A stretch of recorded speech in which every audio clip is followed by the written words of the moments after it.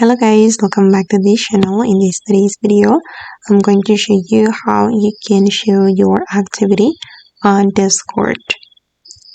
Okay, let's get into it guys. Here I have already opened my Discord application, and then I'm going to go to the Discord setting, click on the user setting, and then you're going to scroll down guys until you find the activity privacy.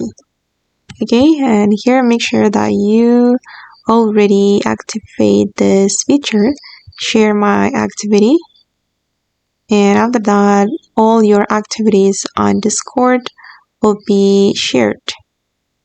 Okay, share activity information from games and connected apps I use, including when and how I engage.